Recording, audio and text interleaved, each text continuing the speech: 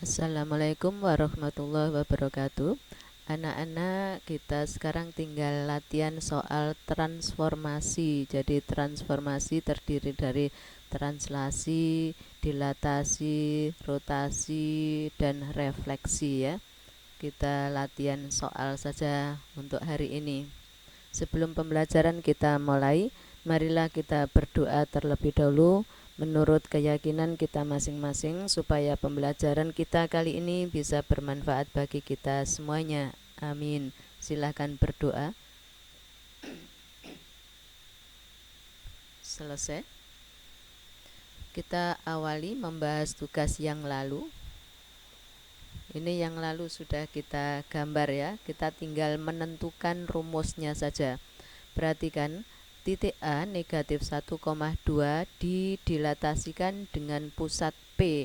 P-nya adalah 1,3, faktor skalanya negatif 2. Maka bayangan A adalah A aksen 5,5. Kemudian bayangan titik B 5,11, C 9,11. Nah, ini kita amati dari mana angka-angka seperti ini kalau tanpa gambar. Perhatikan ini, negatif 1 dikurangi 1 berapa? Negatif 2 kan? Negatif 2 kali negatif 2 positif 4. Positif 4 ditambah 1 sama dengan 5. Perhatikan ini lagi. 2 dikurangi 3, negatif 1. Negatif 1 kali negatif 2 yaitu positif 2. Positif 2 ditambah 3 adalah 5. Nah, ini caranya seperti itu. Perhatikan lagi, negatif 1 dikurangi 1, negatif 2. Negatif 2 kali negatif 2, positif 4. Positif 4 ditambah 1 adalah 5. Untuk ordinatnya, negatif 1 dikurangi 3, negatif 4. Negatif 4 kali negatif 2, positif 8. Positif 8 ditambah 3 sama dengan 11. Untuk yang C, negatif 3 dikurangi 1 yaitu negatif 4. Negatif 4 kali negatif 2, positif 8. Positif 8 ditambah 1 sama dengan 9. Negatif 1 dikurangi 3, negatif berapa? Negatif 4 kan? Negatif 4 kali negatif 2, positif 8.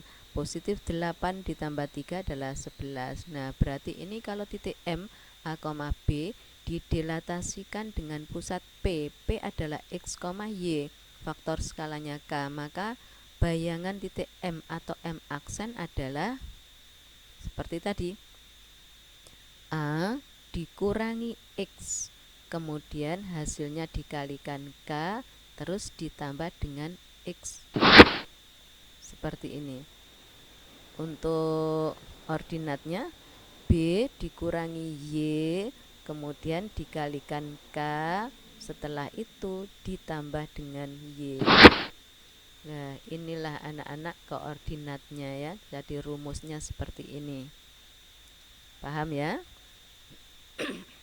Rangkuman untuk dilatasi seluruhnya. Titik M, A, B didilatasikan dengan pusat O, berarti pusatnya ini adalah 0,0, faktor skalanya K, maka bayangan titik M adalah ini A kali K, B kali K.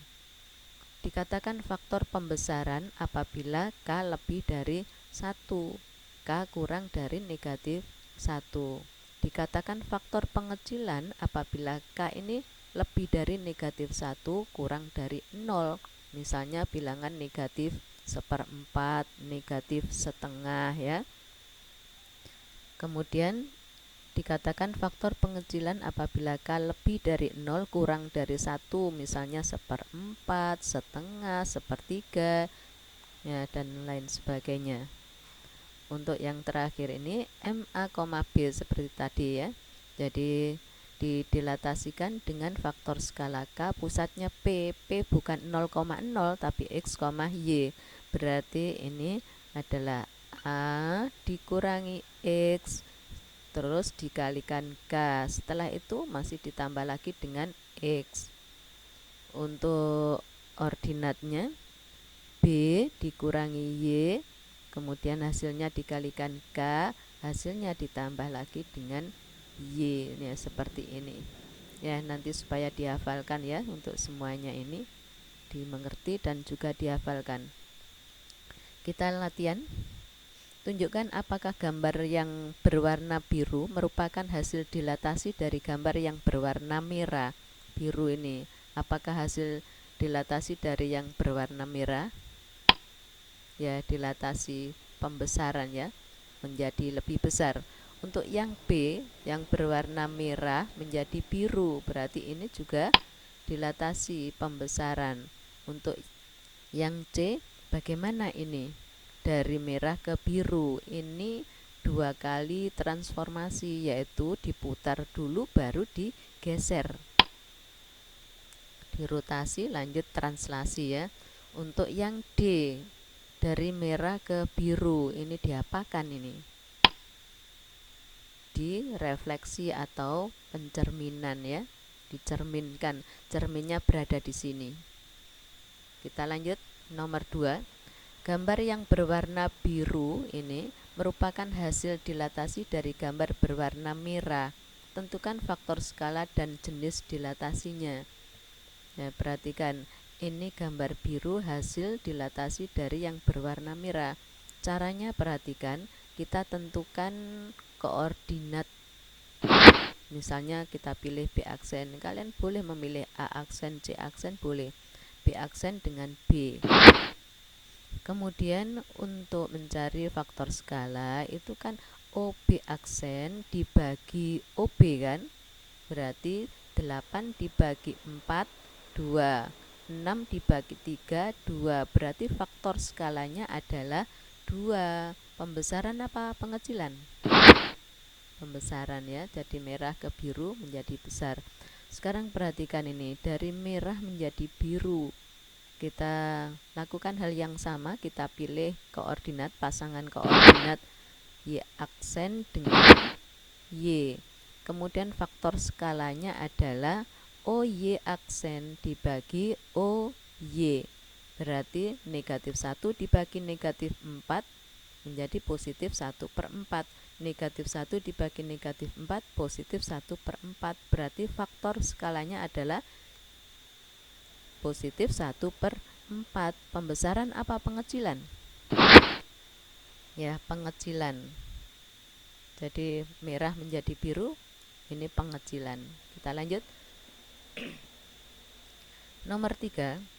Diketahui segitiga ABC dengan koordinat titik A, B, dan C seperti ini yang saya tulis. Gambar bayangan hasil transformasinya. Kalian tidak disuruh menggambar ya. Gambar bayangan itu loh hasil transformasinya jika diketahui segitiga tersebut didilatasikan dengan menggunakan faktor skala 1/3 dengan pusat titik asal, yaitu pusatnya 0,0. Kemudian dirotasikan dengan rotasi 90 derajat searah jarum jam yang berpusat di titik asal. Perhatikan ini kalau didilatasikan, rumusnya yang dilatasikan seperti ini. 6 kali sepertiga, 12 kali sepertiga. Nah, ini juga negatif 9 kali sepertiga, 3 kali sepertiga, 6 kali sepertiga, negatif 6 kali sepertiga. Nah, ini kalau didilatasikan dengan faktor skala 1/3, pusatnya adalah O atau 0,0. Setelah ini dirotasikan dengan rotasi 90 derajat. Masih ingat kan rumusnya? 2,4 menjadi 4, negatif 2. Berarti ini menjadi 1, lawan dari ini 1,3. Kemudian ini negatif 2 lawan dari ini negatif 2, berarti negatif 2, negatif 2. Nah, inilah jawabannya nomor 3. Kita lanjutkan. Diketahui segitiga ABC dengan koordinat titik ABC, ini yang saya tulis. Gambar bayangannya hasil transformasinya jika diketahui segitiga tersebut didilatasikan dengan menggunakan faktor skala 2 dengan pusat titik asal, kemudian ditranslasikan dengan 2 negatif 1. Setelah itu dicerminkan terhadap sumbu Y. Jadi ada 3 kali transformasi ya. Transformasi yang pertama adalah dilatasi, kemudian translasi, ini pencerminan atau refleksi.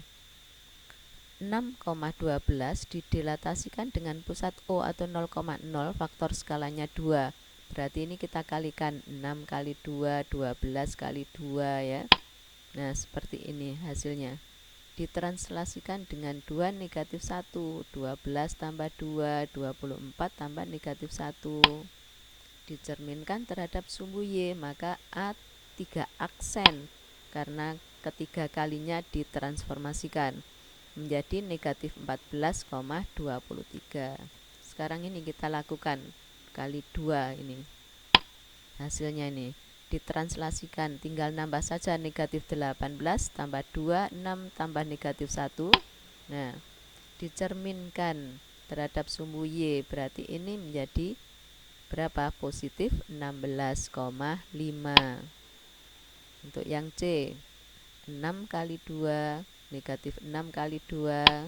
Nah, ini ditranslasikan dengan 2 negatif 1, berarti 12 tambah 2, negatif 12 tambah negatif 1. Ini hasilnya. Dicerminkan terhadap sumbu Y menjadi negatif 14,13, negatif 13 ya. Inilah jawabannya soal nomor 4. Kita lanjut. Untuk nomor 5, pada bulan Desember 2015 terjadi kecelakaan kapal yang menyebabkan kapal tersebut hampir tenggelam. Berdasarkan hasil pemantauan di sekitar lokasi, diperkirakan ada 3 koordinat lokasi kemungkinan terjadinya kecelakaan tersebut, yaitu di titik B, titik C, dan titik D. Jadi yang saya beri warna merah ini diduga ada kecelakaan ya. Menunjukkan koordinat kapal tim SAR. Jadi A ini menunjukkan koordinat kapal tim SAR. Ini kapal tim SAR. Kemudian ini diduga ada kecelakaan di titik CDB yang saya beri warna merah. Sedangkan ini tim SAR-nya di sini.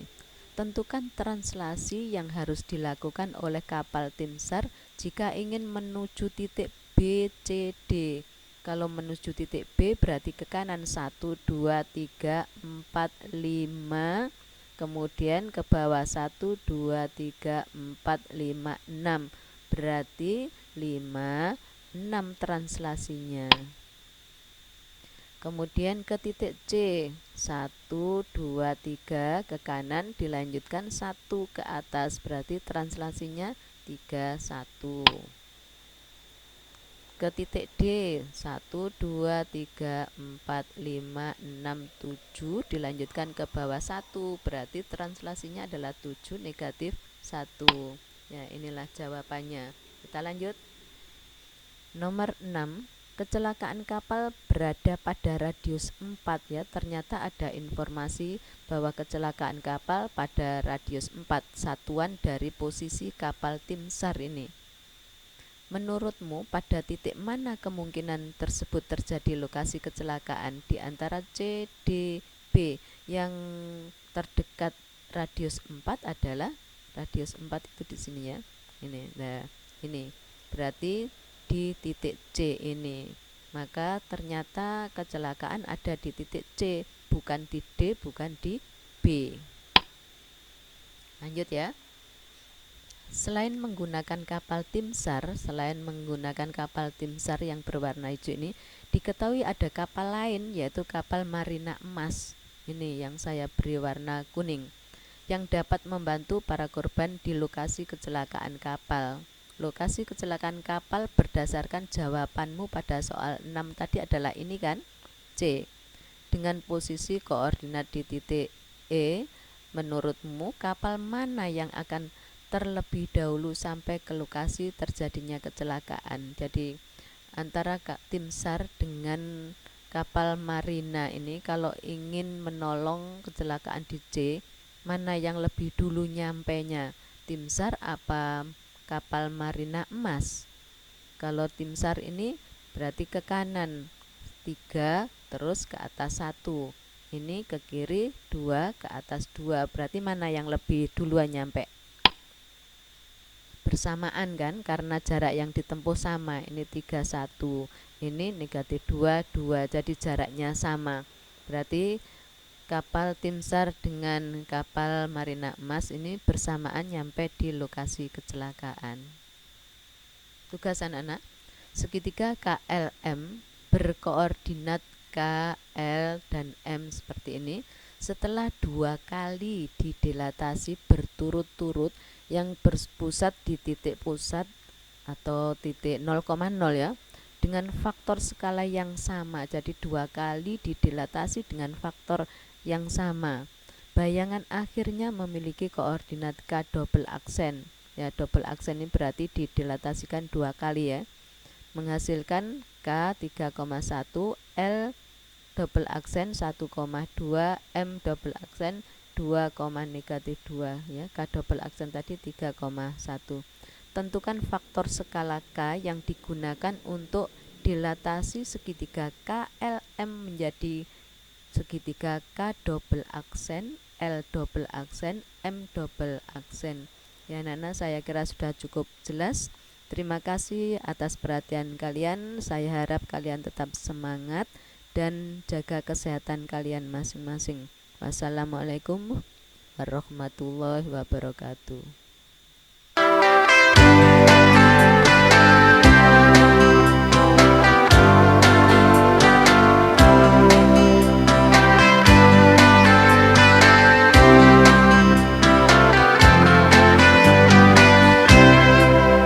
Bermata tapi tak melihat, bertelinga tapi tak mendengar, bermulut tapi tak menyapa, berhati tapi tak merasa, berharta tapi tak sedekah, berbenda tapi tak berzakat, berilmu tapi tak beramal, berjalan tapi tak terarah.